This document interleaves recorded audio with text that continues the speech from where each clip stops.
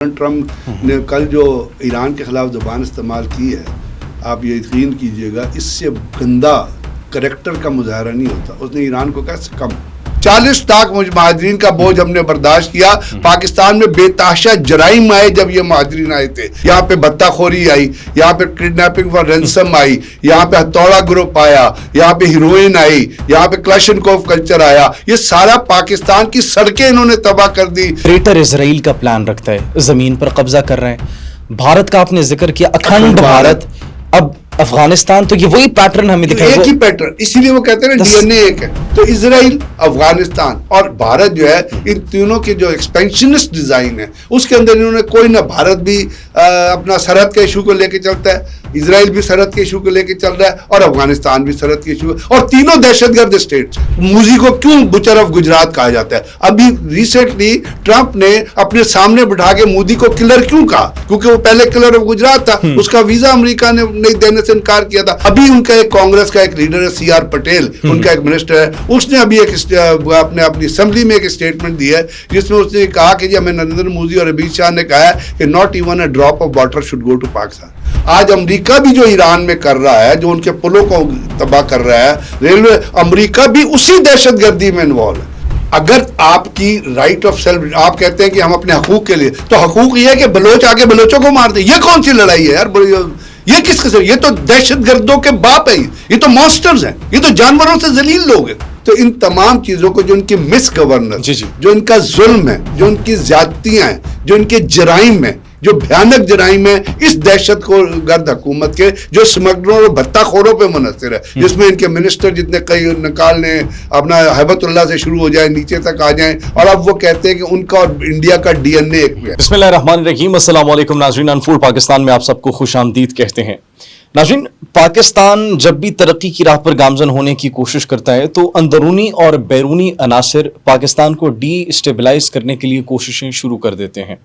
ایک مرتبہ پھر سے بلوچستان کے اندر دہشت گردی کی لہر اٹھتی ہوئی دکھائی دے رہی ہے. صرف یہی نہیں بلکہ افغانستان کی جو بھی حکومت آتی ہے، چاہے یہ ڈی فیکٹو گورنمنٹ طالبان حکومت ان کی ہو، یہ ڈیورنڈ لائن کو لے کر ایک نیا تنازع کھڑا کر دیتی ہے اور اس کو ایک ایشو کے طور پر پریزنٹ کرتی ہے.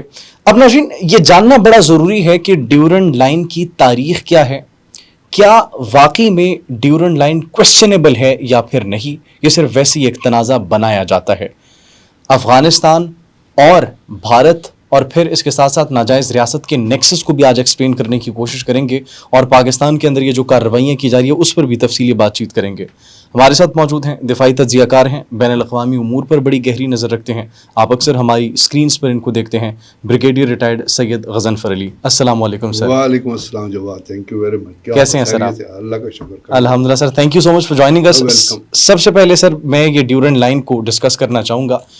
اب جو بھی حکومت آتی ہے تنازع کھڑا کر دیتی ہے، کہتی ہے کہ نہیں ڈیورنڈ لائن یہ ٹھیک طریقے سے پاکستان اور افغانستان کے بیچ یہ جو ایک علیحدگی ہوئی تھی یہ ٹھیک نہیں ہوئی تھی.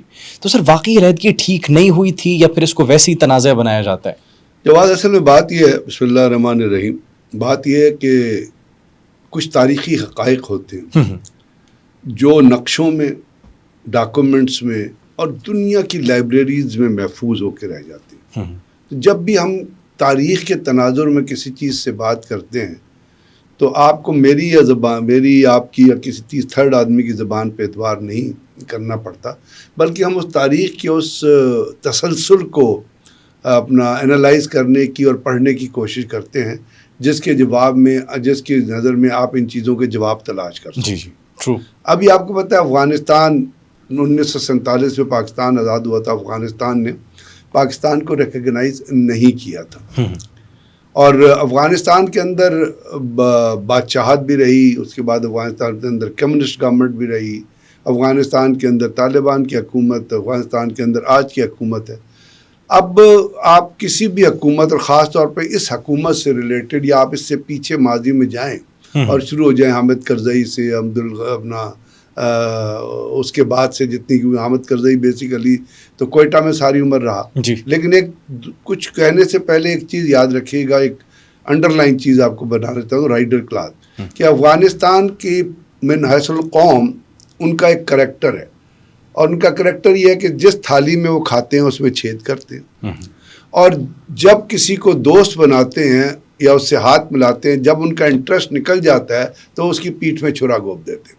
یہ ان کا نیشنل قومی کردار ہے. یہ آپ اس کو تاریخ کو جب پلٹیں گے، جس طرح انہوں نے اپنے ہی لیڈرز کو، اپنے ہی پرائم منسٹر اپنے کو پھانسی چڑھایا. افغانستان کسی زمانے میں بڑا ڈیولپنگ کنٹری تھا، وہاں پہ بہت ترقی ہو رہی تھی، لیکن ان لوگوں کو جو وہاں پہ موجود ہیں، یہ اس دہشت گرد قیادت کی صورت میں ان کو یہ چیزیں پسند نہیں. They wanted to kill their own people which they are doing now. وہ اپنے لوگوں پہ ظلم کرنا اپنی ذمہ داری تصور کرتے.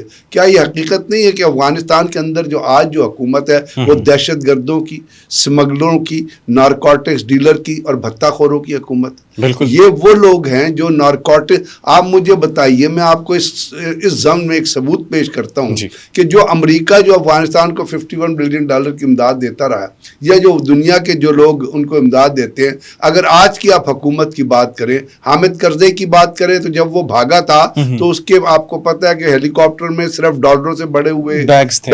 اس کے بعد وہ جو ان کا اگلا اشرف غنی وہاں پہ چھوڑ کے بھاگا تھا، جو آیا ہی باہر سے تھا، تو اس کے آپ کو پتہ ہے ہیلی کاپٹر میں کیا تھے؟ ڈالر کے صندوق تھے. وہ ڈالر انہوں نے افغانستان میں ڈالر بنانے کی مشین تو نہیں لگائی ہوئی نا. ابھی جو افغانستان کو امریکہ اور ڈیولپمنٹ بینک امداد دے رہے، آپ مجھے بتائیے افغانستان کے اندر کتنے اسکول بنے، کتنے ہاسپٹل بنے جو تھے وہ بھی بند کر دیے، کتنے ڈیم بنے، کتنی بچیوں کے اسکول، کتنی یونیورسٹی بنی ہے.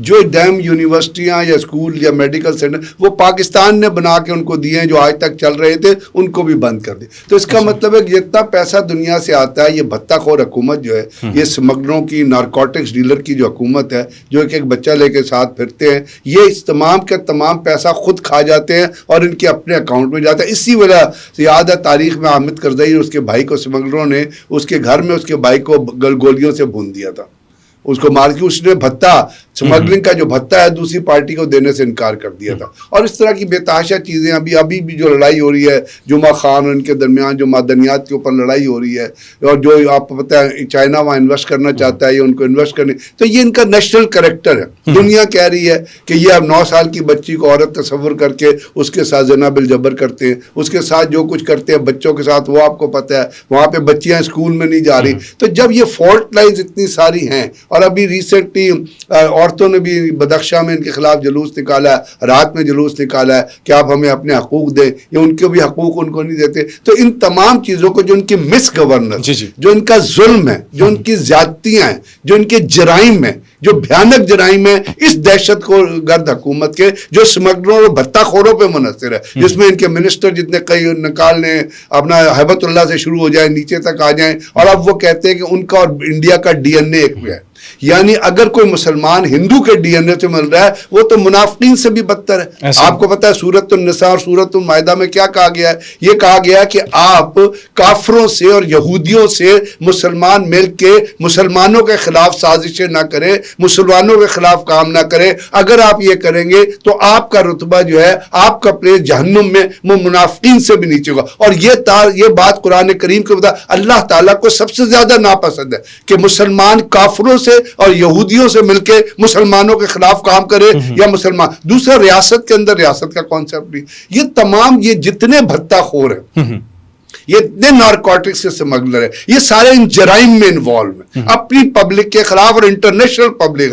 پاکستان کے اندر یو این او کی رپورٹ ابھی آئی ہے کہ افغانستان کی حکومت پاکستان کے اندر کراس بارڈر ٹیررزم میں انوالو. یہ افغانستان کے لوگوں کو بھی پتہ ہے. یہ احسان فراموش ہے. 40 لاکھ مہاجرین کا بوجھ ہم نے برداشت کیا. پاکستان میں بے تحاشا جرائم آئے جب یہ مہاجرین آئے تھے. یہاں پہ بھتہ خوری آئی، یہاں پہ کڈنیپنگ فار رینسم آئی، یہاں پہ ہتھوڑا گروپ آیا، یہاں پہ ہیروئن آئی، یہاں پہ کلاشنکوف کلچر آیا. یہ سارا پاکستان کی سڑکیں انہوں نے تباہ کر دی ان کے ٹریلرز نے. تو اس کے باوجود آج یہ ہندوستان کے ساتھ جا کے ملے جو ساری عمر ان کو گالیاں دیتا رہا، ساری عمر ان کو دہشت گرد کرتا ہے. اب اس چیز کو انہیں سے مل کے کہتے ہیں ہمارا ڈی این. تو جس کا ڈی این اے ایک ہے، اس کا مطلب آپ حرام کے بچے پیدا کریں گے کل. ایک اور بات یاد رکھیے گا، اگر آپ کا اور ہندو کا ڈی این اے ایک ہے نا، تو کل آپ مسلمان لڑکی سے شادی کریں گے تو حرام کے بچے پیدا کریں گے. نہ وہ مسلمان ہوں گے نہ وہ کافر ہوں گے. اگر ان کا ڈی این اے ایک ہے, اتنی بڑی بڑی داڑیاں رکھ کے اور شلواریں اوپر پھینک کے اگر ڈی این اے ایک ہے تو آنے والی اولاد کیسی ہوگی؟ اب اسرائیل جیسے انڈیا کہتا ہے کہ اسرائیل فادر لینڈ ہے, اگر اسرائیل فادر لینڈ ہے اور انڈیا مدر لینڈ ہے تو اس سے پھر نریندر مودی جیسے ہی دہشت گرد پیدا ہوگا نا.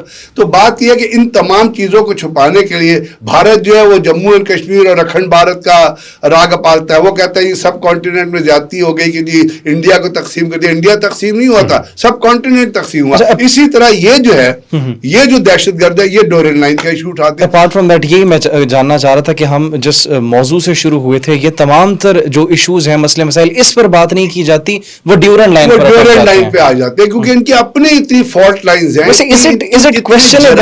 Is it questionable during line? No, it's not questionable. Why it is not questionable? We have to go into, جیسے میں نے آپ نے کہا, اپنے تاریخ کے پردوں کو کھجانا ہے. اب ڈیورن لائن پاکستان, یہ افغانستان جو ہے جس میں پاکستان نہیں بنا تھا تو یہ ریجن ایک طرف سب کانٹیننٹ تھا, ایک طرف افغان حکومت, افغان ایز اے کنٹری موجود تھا وہاں پہ. اس کی جغرافیکل باؤنڈری جو ہے وہ نہیں تھی جو آج جغرافیکل باؤنڈری ہے. اب جب وہ یہاں پہ موجود تھا تو اس وقت یہ جو بارڈر ہے یہ 1893 1893 میں اور مارات افغانستان, اس وقت یہاں پہ حکومت کس کی تھی آپ کو پتا ہے؟ اس خطے میں ایسٹ انڈیا کمپنی تھی اور برطانوی حکومت تھی. تو اگر کوئی کام ہونا تھا اور امارات افغانستان بھی تھی تو وہ امارات افغانستان اور برطانوی حکومت کے درمیان ہونا تھا. تو 1893 میں جو ہے اپنا برطانوی حکومت اور امارات افغانستان اس کو کہا جاتا, اس کے درمیان بات چیت کے بعد یہ بارڈر ڈیمارکیٹ ہوا 1893 میں. اور اس کے ساتھ ساتھ کوئی اکتوبر 1892 میں اس وقت جو امارات افغانستان کا جو ہیڈ تھا, اس کو جو لیڈ کر رہا, اس کا نام تھا میر عبد الرحمان. ٹھیک ہے, امیر عبد الرحمان. امیر عبد الرحمان نے ایک برطانوی حکومت کو ایک خط لکھا اور اس نے کہا کہ جی میں آپ سے یہ ریکویسٹ کرتا چاہتا ہوں کہ آپ افغانستان اور ہمارے درمیان, افغانستان برطانیہ کے درمیان ایک بارڈر لائن کریٹ کر دے تاکہ آپ کی ذمہ داری کا اور افغانستان کی حکومت کو اپنے ذمہ داری کا تعین ہو اور وہ اپنے اپنے حکومت میں اپنے اپنے لاز کے مطابق جو ہے پرفارم کر دے. یہ جو لیٹر ہے یہ تاریخ کے اندر اور کتابوں کے اندر موجود ہے, اس کو اسٹڈی کیا جا سکتا ہے. اب جب یہ وہاں پہ گیا 1892 میں یہ لیٹر لے گیا, اس وقت برطانیہ جو گورنر جنرل یہ وائسرائے تھا وہ اس کا نام تھا لارڈ لانسڈاؤن. اب لارڈ لانسڈاؤن نے جب یہ لیٹر اس کے بعد کیا تو اس نے ایک تھے میجر جنرل فریڈرک رابرٹ, یہ تاریخ میں موجود, ان کو ڈیٹیل کیا کہ جی آپ اس بارڈر کو ایک ٹیم بنائیں اور اس بارڈر کو ڈیفائن کریں. لیکن میجر جنرل فریڈرک رابرٹ کا جو کریکٹر تھا افغان وار کے اندر, اس کے اوپر بہت سارے سوالات افغانی اٹھاتے تھے. تو امیر عبد الرحمان نے ان میجر فریڈرک کو ایز اے نیگوشیٹر یا ایز اے تسلیم کرنے سے انکار کر دیا اور برطانوی حکومت کو کہا کہ یہ ہمیں منظور نہیں ہے as the head of the mission, کسی اور کو بھیج دو. تو پھر ایک برطانوی سول سرونٹ تھے سر مارٹن ڈیورن, ان کو اس کام کے لیے ڈیٹیل کیا گیا اور مارٹن ڈیورن نے جو تھے انہوں نے اپنا کام شروع کیا. تو 12 نومبر 1893 کو یہ کام جو ہے ڈیزائن اپنا ڈیمارکیشن کا یہ مکمل ہوا تھا. اب جب بارڈر کو مارک کر دیا گیا تو برطانوی حکومت اور جو اپنا امارات افغانستان کی جو حکومت تھی ان کے درمیان ایک علاقے کا تعین کر دیا کہ یہ برطانیہ سیگریگیشن ہو گئی اور یہ افغانستان کا حکومت ہے. اب دونوں جب یہ ہو گیا تو دونوں حکومتوں کے نمائندے پارا چنار جو آج بھی پاکستان میں موجود ہے, پارا چنار کے اندر دونوں حکومت کے نمائندوں کو ملاقات ہوئی. اس کو جو برطانوی حکومت کی طرف سے ہیڈ کیا مارٹن ڈیورن نے, اور ان کے ساتھ ایک تھے صاحبزادہ عبد القیوم جو پولیٹیکل ایجنٹ تھے اور وہ ایک ایجوکیشنسٹ تھے اور وہ ایک پولیٹیشین تھے. اور وہ صاحبزادہ عبد القیوم جو ہے وہ اپنا کوئی 1837 میں غالباً وہ کے پی کے اس وقت جو NWFU ہوتا یا اس زمانے جو تھا اس کے چیف منسٹر بھی رہے تھے, بڑے پڑھے لکھے آدمی تھے. وہ ریپریزنٹیٹیو ہوئے برطانوی حکومت کی طرف سے. افغانستان کی حکومت کی طرف سے جو تھا وہ گورنر جنرل جو تھا انڈیا کا, ان کے نمائندے تھے. اور افغانستان کی طرف سے جو دو لوگ ڈیٹیل ہوئے ان میں سے ایک صاحبزادہ عبد اللطیف تھے اور صاحبزادہ عبداللطیف جو تھے وہ بڑے جانے پہچانے آدمی تھے, پرشیا سے تعلق رکھتے تھے, اور اس کے ساتھ ساتھ ایک سابق گورنر تھے سردار شیرین دل خان, جو یہ امیر عبدالرحمان کے نمائندے کی حیثیت سے شریک ہوئے. امیر عبدالرحمان یہ اپنا جو تھے سردار شیرین خان, ان کا تعلق جو تھا وہ بیک گراؤنڈ میں ٹوچی سے تعلق تھا ان کا. مطلب پارا چنار کے اندر دو ریپریزنٹیٹیوز برٹش گورنمنٹ کا اور امارت افغانستان کا وقت ملا. اور 1893 کا جو ڈیورنٹ لائن کا ایگریمنٹ ہے یہ صرف ایک سنگل پیج ایگریمنٹ ہے, یاد رکھیے, ایک پیج میں. اور یہ ایگریمنٹ بنیادی طور پہ لکھا گیا تھا انگلش میں, لیکن چونکہ افغانستان درئی زبان سمجھتا تھا تو پھر اس ڈاکومنٹ کو درئی زبان میں ٹرانسلیٹ کیا گیا, اور درئی زبان میں یہ درئی زبان میں اور انگلش میں یہ جو پورے کا پورا ڈاکومنٹ تھا یہ امیر عبدالرحمان اور افغانستان کی حکومت کی بھی ہے. ان میں امیر عبدالرحمان نے اس کو سائن کیا, شیرین خان نے سائن کیا, صاحبزادہ عبداللطیف جو ان کے نمائندے تھے انہوں نے سائن کیا, مارٹن ڈیورنٹ نے سائن کیا, اور اس کے ساتھ ساتھ ان کو جو پولیٹیکل ایجنٹ تھے صاحبزادہ عبدالقیوم انہوں نے سائن کیا. اس کے اوپر باقاعدہ ڈیٹ پڑی, اور اس کے بعد یہ جو ہے ڈاکومنٹ جو ہے ایک فائنل ڈاکومنٹ کی صورت میں سامنے آ گیا, اور آج کل یہ دنیا کی تاریخ کے اندر موجود ہے. مطلب 1893 کے اندر یہ سب کچھ فائنلائز, یہ سنگل پیج ڈاکومنٹ تھا, اس کی کوئی 7 آرٹیکلز ہیں, اس کو ڈیفائن کرنے کے اس کے تقریباً کوئی 7 آرٹیکلز ہیں. اب جو اس بات, اب وہ جو آرٹیکلز ہیں وہ یہ کہتے ہیں کہ جو ڈیورنٹ لائن جو ڈیوائیڈ ہو گئی ہے اس کے طرف جو برطانوی حکومت کا علاقہ ہے وہ برطانوی حکومت کام کرے گی, جو افغان گورنمنٹ کا تعلق ہے اس کے اندر افغان گورنمنٹ کی اتھارٹی, ان کے قانون, ان کے جو لاز ہیں, ان کی جو شریعت ہے, ان کے جو ہے اس کا نفاذ ہوگا. اس پہ دونوں حکومتیں راضی ہوگی, اور اس پہ اس طرح راضی ہوگی کہ جو امیر عبدالرحمان تھا جب اس کا ترجمہ درئی زبان میں بھی کیا تاکہ وہ بھی اس کو سمجھ لیں, اور حد بندی جتنی بھی حد بندی تھی اس کی پھر نقشہ بندی کی گئی, کیونکہ پتہ آپ گراؤنڈ پہ جو چیزیں ہوتی ہے اس کے اوپر وہ اب نقشے کے اوپر مارک کیا جاتا ہے, اس کے اوپر سروے میپس لگائے جاتے ہیں, اس کے اوپر اسٹکس لگائی جاتی ہے, وہ تمام کا تمام کام جو ہے اس کی ڈرائنگ, اس کے باؤنڈری لائن وہ کی گئی, اور وہ فوراً شائع ہوئی. اور وہ آج بھی سروے آف انڈیا جو ہے اس کے اندر وہ چیزیں, اور برطانوی لائبریری, برٹش لائبریری جو ہے اس کے اندر یہ تمام کی تمام چیزیں جو موجود ہیں, مطلب نقوش اور میپس کے ساتھ موجود ہیں, نہ صرف برٹش لائبریری میں, نہ صرف اپنا سروے آف انڈیا میں, بلکہ آپ کو پتہ ہے ایک بہت بڑی چیز ہے آپ جس کو آپ کہتے ہیں جس میں نقشے بھی ہیں, ڈاکومنٹ بھی ہیں, اس کو کہتے ہیں انسائکلوپیڈیا بریٹینیکا. انسائکلوپیڈیا بریٹینیکا کے اندر یہ تمام لیٹرز کے ساتھ, نقشوں کے ساتھ, سروے کے ساتھ یہ تمام کا تمام ریکارڈ موجود ہے. اور یہ جو تمام حقیقت جتنے بھی حقائق ہیں نا, اس کے اوپر ڈاکٹر لطف الرحمان ہیں, ایک بہت بڑے ہسٹورین ہیں, انہوں نے کوئی 60,000 فائلز کا مطالبہ کیا صرف ڈیورنٹ لائن کو ایکسپلور کرنے کے لیے. اور ڈیورنٹ رائٹ کی پاسبلٹی کو جب ایکسپلور کیا گیا تو انہوں نے اس کے بعد ایک کتاب لکھی, سننے والے دیکھنے والے اس کتاب کا مطالعہ کر رہے ہیں, اس کا نام ہے revisiting the Durand line, historical and legal perspective. Revisiting the Durand line, تاریخی, ہسٹوریکل اور قانونی پرسپیکٹو اس کا کیا ہے. وہ 60,000 فائلز کا مطالعہ کر کے انہوں نے ایک کتاب لکھی جس میں انہوں نے ہر اس ایشو کو رد کر دیا کہ میر عبدالرحمان نے, اس کے بعد کی حکومتوں نے کسی ڈر میں, کسی پریشر میں, یا انگریزی کو نہ جانتے ہوئے, انگلش زبان کو نہ جانتے ہوئے اس ڈاکومنٹ کو سائن کیا, کیونکہ میں نے کہا درئی میں بھی ٹرانسفر ہو گیا, ٹرانسلیٹ ہو گیا تھا. اب یاد رکھیے کہ افغان نمائندے جو تھے نا وہ جب درئی زبان میں ترجمہ کیا گیا تو اس کے نتیجے میں اسما اور چنک کا علاقہ, اسما کا علاقہ اور چنک کا علاقہ یہ افغانستان کے اندر موجود ہے, یہ افغانستان کو دے دیا گیا.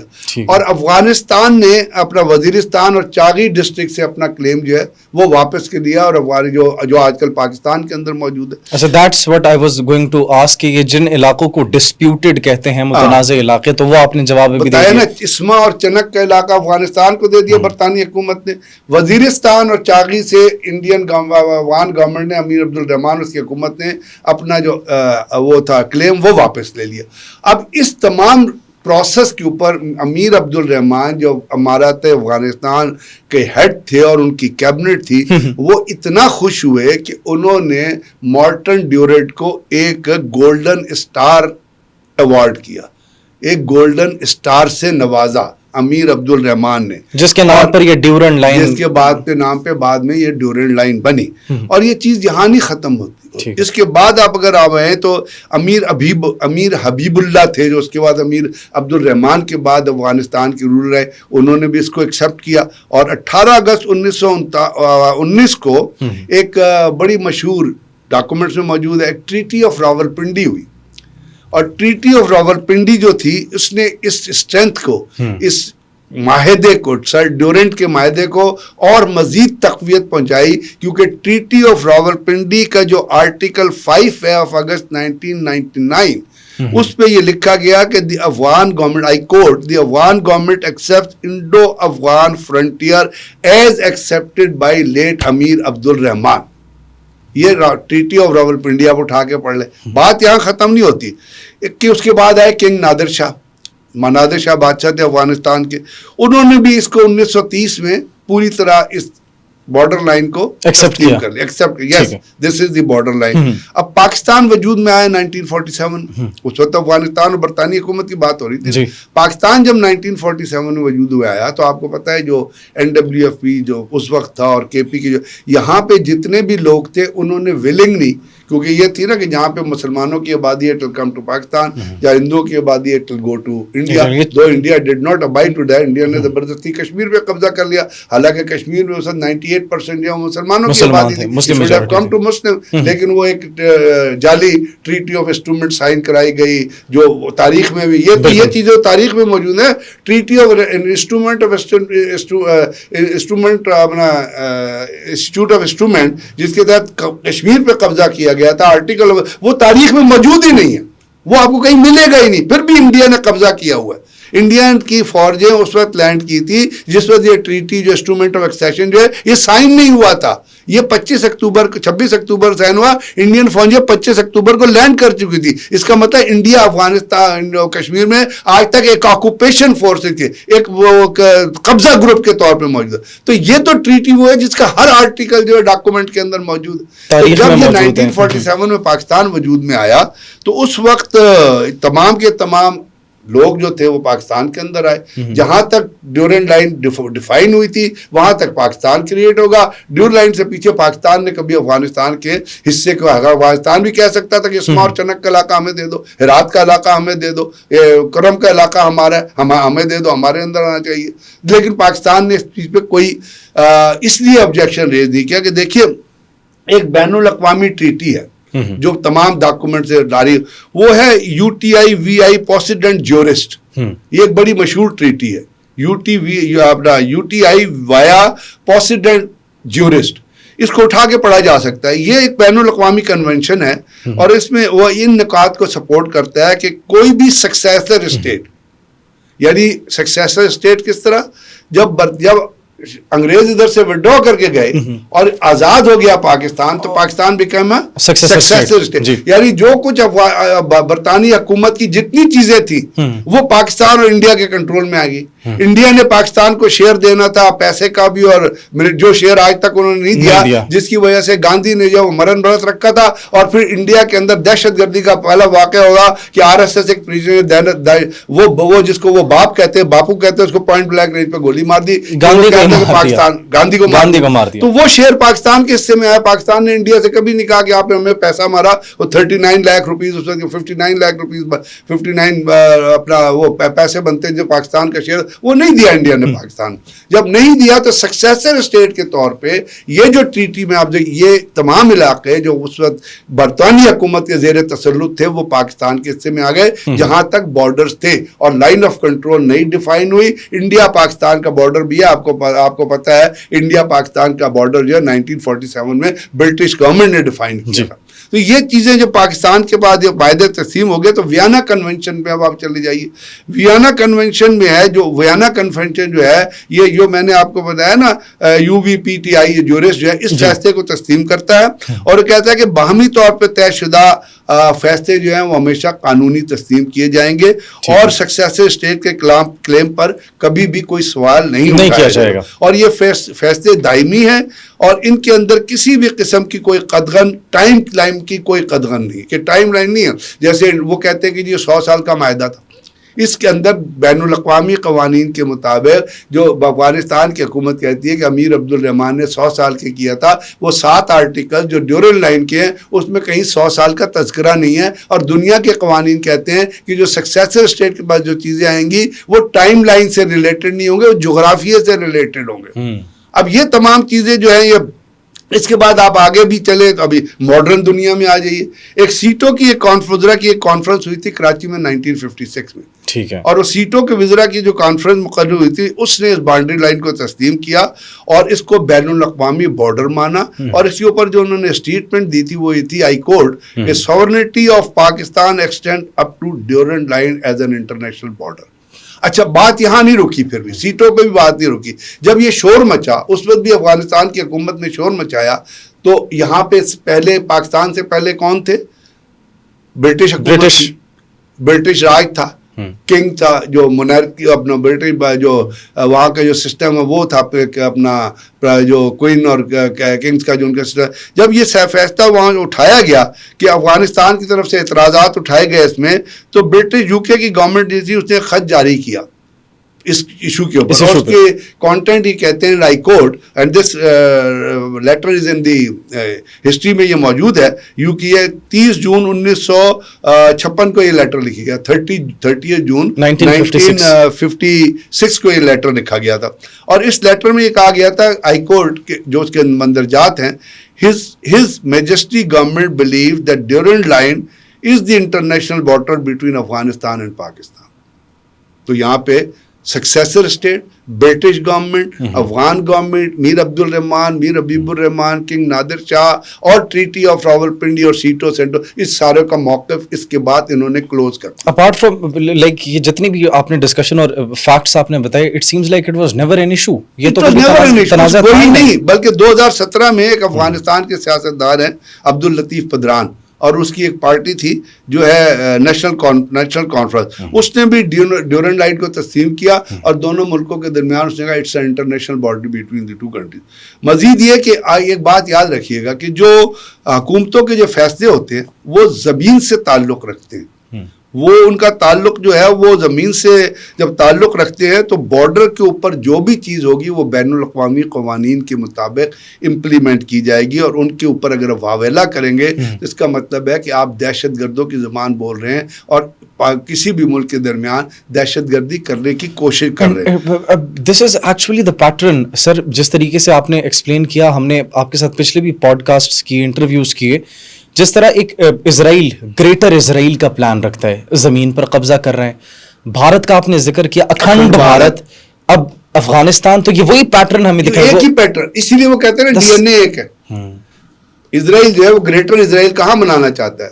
آپ چلے لیبنان سے لے کے سیریا میں آ جائیں، سیریا سے لے کے آپ UAE میں آ جائیں، UAE سے آپ چلے جائیں سعودی عرب میں چلے جائیں، جارڈن، وہ کہتے ہیں سارا گریٹر اسرائیل۔ انہوں نے جو نقشہ بنایا دجلہ اور فرات کا، حالانکہ آپ کو یاد ہے کہ قرآن پاک نے کہا کہ یہ تو سب سے گندی قوم ہے، انہوں نے نہ حضرت موسیٰ کی بات مانی نہ کچھ لوگوں کی مانی، انہوں نے خدا کے رول کو ڈیوائز کیا، انہوں نے خدا کے رول کو جو ہے وہ اللہ تعالیٰ کے بنائے ہوئے قوانین کے خلاف انہوں نے خلاف ورزی کی۔ آپ کو یاد ہے وہ مشہور واقعہ کہ جی مچھلیاں نہیں پکڑی جائیں گی، اس دن مچھلیاں پکڑ لیتے تھے، نکالتے اگلے دن تھے۔ انہوں نے ہر اللہ، یہ جو بنی اسرائیل ہے، انہوں نے اللہ تعالیٰ کے ہر قانون کو، اور وہ ان کا کانسیپٹ ختم ہو گیا۔ اللہ تعالیٰ نے فرعون نے جب نیل جب کراس کیا تھا حضرت موسیٰ نے، اور جب فرعون وہاں پہ موجود تھا جس سے ظلم سے نکلے تھے، اور تو وہ تو ایک زمین تو ان کو دے دی گئی تھی، لیکن ہوا کیا، انہوں نے اس زمین کی تو وہ کانسیپٹ ختم ہو چکا ہے، وہ جس کو یہ ایکسپلائٹ کرتے ہیں نا تورا کو کوٹ کر کے، اور وہ کانسیپٹ موجود نہیں ہے، دیٹ ہیز فنشڈ۔ اب جو یہ کرتے ہیں دہشت گردی کے طور، تو اسرائیل،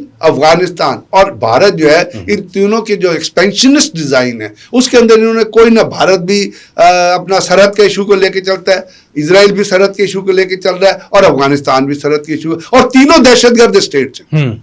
وہ یہ جو 1,70,000 لوگ جو شہید ہوئے ہیں غازہ میں، جو بچے مارے گئے، 38,000 بچے جو ہیں وہ مارے گئے، زخمی ہیں، ان میں سے 20,000 بچے ایسے ہیں 10 سال سے کم عمر کے جس کا کسی کا ہاتھ کٹا ہوا ہے، کسی کے پاؤں کٹے ہوئے ہیں، اور وہاں پہ غزہ میں اور ویسٹ بینک میں یہ سہولت نہیں ہے میڈیکل کہ ان کا ہاتھ لگایا جائے پانے، وہ معذور ہو چکے ہیں۔ جینوسائڈر ہے Netanyahu, international court of justice نے کہا کہ اسے جینوسائڈر، अब जब वो जेनोसाइडर है तो इतना जेनोसाइड तो दुनिया में आज तक हुआ नहीं है जितना ये दहशतगर्द ये कर रहे हैं। इसी तरह नरेंद्र मोदी को देखें, वो क्या कहता है, वो कहता है कि मैं मुसलमानों को मारूंगा, मैं सिखों को मारूंगा, मैं माइनॉरिटीज को मारूंगा, मैं हर किस्म का जुल्म करूंगा। आरएसएस क्या कहती है? आरएसएस की फिलॉसफी है कि भारत के अंदर सिर्फ हिंदू रहेंगे और जो हिंदू नहीं होगा उसको हम मार के या तो बाहर निकाल देंगे या उसका गला काट देंगे।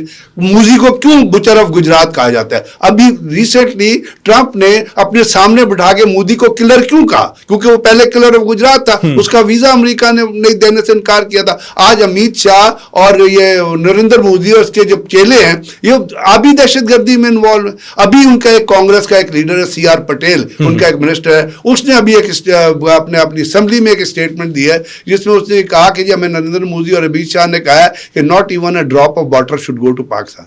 सो ये आबी दहशतगर्दी नहीं है। ये आबी दहशतगर्दी इसलिए है कि एक बड़ा मशहूर अपना जेनेवा प्रोटोकॉल है, उसका एक एडिशनल प्रोटोकॉल और जेनेवा कन्वेंशन है, आर्टिकल 54 है, जो स्टारवेशन ऑफ सिविलियंस के नाम से आता है, तारीख में मौजूद है। वो ये कहता है कि एक्चुअल जंग भी अगर होगी ना उसमें आप सिविलियंस को पानी से, दवाओं से, खुराक से, उसके साथ जो इंफ्रास्ट्रक्चर है रिलेटेड विद सिविलियन, जिसमें अस्पताल है, जिसमें पानी की फैसिलिटीज है, जिसमें आपके स्कूल है, उनको आप नहीं रोक सकते। आज अमेरिका भी जो ईरान में कर रहा है, जो उनके पुलों को तबाह कर रहा है, रेलवे, अमेरिका भी उसी दहशतगर्दी में इन्वॉल्व है। ये कोई वॉर नहीं है, this is terrorism. Trump is involve in terrorism, Netanyahu is involve in terrorism and Narendra Modi is involve in terrorism. जिसकी वजह से पूरी दुनिया का जो कल्चर है और पूरी दुनिया का अमन जो है वो तबाह बर्बाद हो रहा है कि कुछ दहशतगर्द है, दहशतगर्दनुमा इंसान है जो इस दुनिया में मुख्तलिफ ममालिक के अंदर मौजूद है, जिससे पाकिस्तान को आज गज़बुल इलाक़ भी करना पड़ रहा है। ऑपरेशन शोबान आपने शुरू किया, आप देखिए ना, जरा इमेजिन कीजिए कि बलूचिस्तान में बलोची बलोचों को मार रहे हैं। ज़ियारत में जो कुछ हुआ, जी जी जी, यानी वैसे सर ये इट इज हार्ड टू से, मैं तो उनको बलोच नहीं कहूंगा। मैं ये आपसे करूँ, वो हैं बलोच, अफगानी और बलोच हैं, क्योंकि नजरुल्लाह बशीर जेब बलोच है, बरमदाद बुख्ती बलोच है, मीर अरबियान मरी बलोच है, डॉक्टर नजरुल्लाह बलोच है, क्लेम करते हैं महारंग लोंगो बलोच है। अब महारंग लोंगो ने एक शख्स के बारे में बड़ा शोर मचाया था, उसका नाम था अताउल्लाह बलोच। वो अताउल्लाह बलोच जो कहती है मिसिंग पर्सन है, फौज को सिक्योरिटी एजेंसीज उठा के ले गई। वो जिवनी हमले में, परसों जो जिवनी पोस्ट पे हमला हुआ था उसके अंदर वो मारा गया, के सामने। अब ज़ियारत के अंदर पुलिस वालों से लड़ाई हुई है, वहाँ पे एक बड़े हिम्मत वाले अपना SHO थे, समद खान उनका नाम था। आई salute him the way fought with those terrorist. बाद में शहीद हो गए। फिर वो वहाँ से 21 पुलिस वालों को, अगर वो बलोच थे, 21 पुलिस वालों को अगवा करके ले गए, पहाड़ों में ले गए, वहाँ उनको गोली मारी और उनकी लाशें वहाँ छोड़ के। ये बलोच है?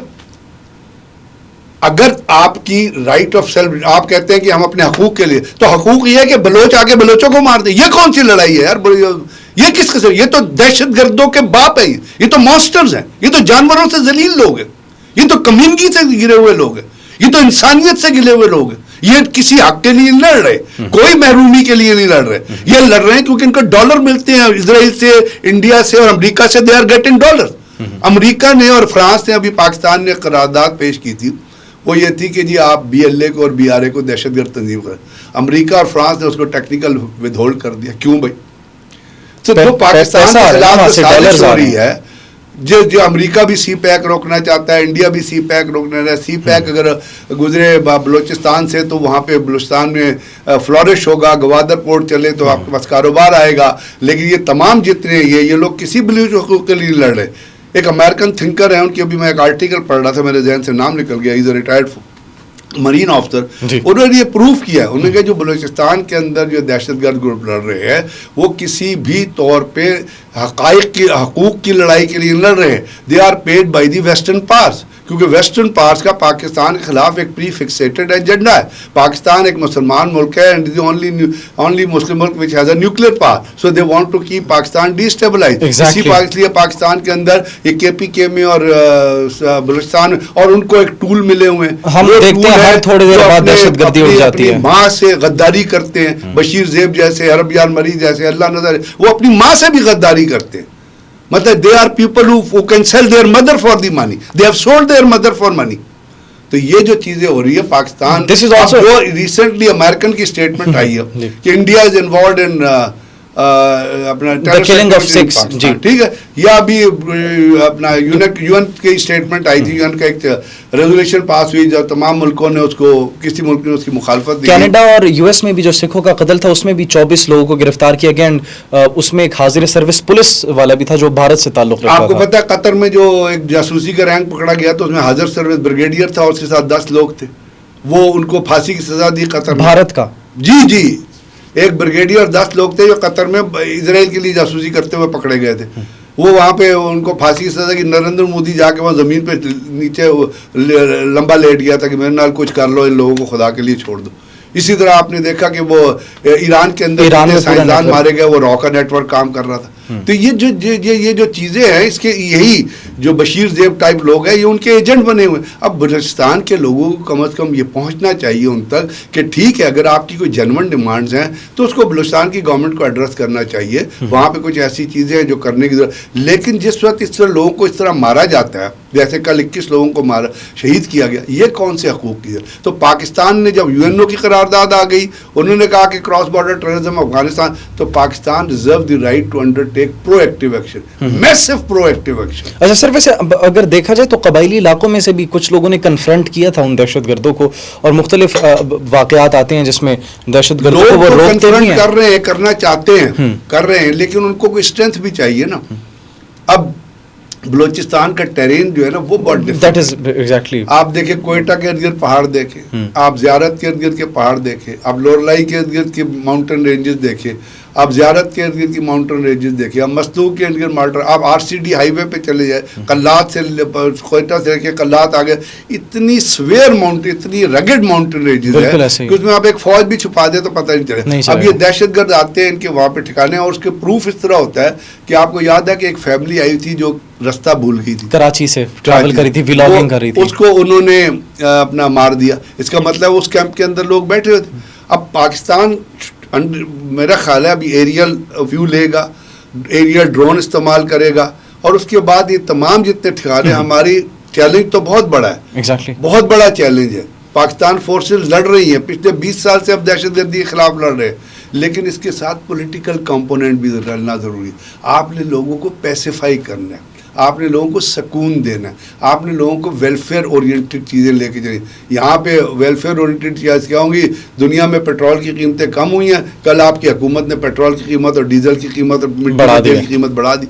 تو اس کا مطلب ہے دیر از اے گیپ ان میں، اور یہ مس گورننس ہے اس حکومت کی، جس کی وجہ سے دہشت گردی کی وارداتیں بڑھ رہی ہے، باوجود اس کے کہ سیکورٹی فورسز ان کو کنٹرول کر. لیکن آپ کی چونکہ پولیٹیکل ڈیلیورنس نہیں ہے، جب بھی پولیٹیکل ڈیلیورنس آپ کی نہیں ہوگی تو آپ کے آپریشن اور پولیٹیکل ڈیلیورنس کے درمیان ایک گیپ آ جائے گا، اور اس کی وجہ سے لوگ دہشت گردی اور جرائم کی طرف. اور اس گیپ کو فل کرنے کے لیے پھر ہماری سیکورٹی فورسز اپنا خون ادا کرتی ہے. لیکن یہ جو آپ کی حکومت ہے اس کو اس بات کی سمجھ نہیں. اب کوئی تک ہے کہ دنیا میں $63 ہوا، $63.37 پہ آج پیٹرول کی پرائس چل رہی ہے.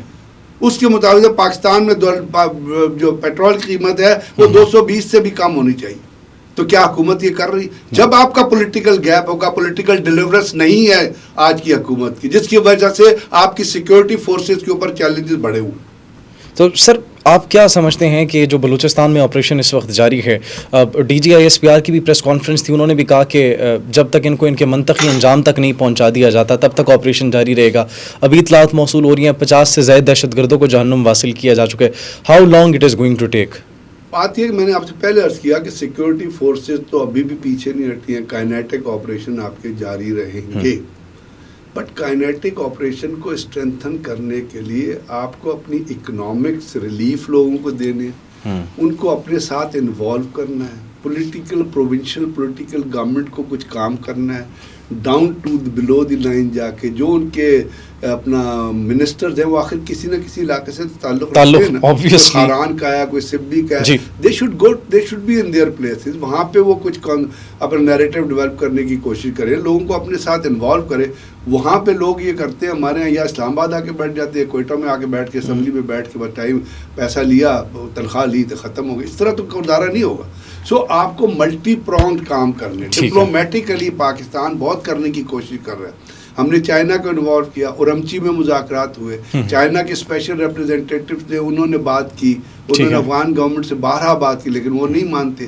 اگر وہ نہیں مانتے تو اس طرح میں کہہ رہا ہوں کہ امریکہ کا بھی ایک بہت بڑا رول ہے افغانستان کے حساب سے، اور بھی ممالک ویسٹرن کنٹریز ہیں جو افغانستان کے ساتھ، سعودی عرب کا بھی بہت بڑا رول ہے افغانستان. اگر ہم دنیا کے پیس کے لیے کام کر رہے ہیں تو یہ تمام ممالک جن کو ہم نے اس چیز میں انوالو کیا تھا ان کو پاکستان کے پیس کے لیے بھی کام، اور یہ ڈپلومیسی کے تھرو ہوگا. اگر نہیں ہو رہا تو اس کا مطلب ہے کہ ہمیں ان کوششوں کو اور بڑھانے کی ضرورت ہے، کیونکہ خالی سیکورٹی فورسز اگر تمام برڈن اپنے اوپر، تو وہ تو کر رہے ہیں بیچارے، تمہیں آپ دیکھ ہی رہے ہیں 9 پولیس والے 21 پولیس والے اغوا ہو گئے.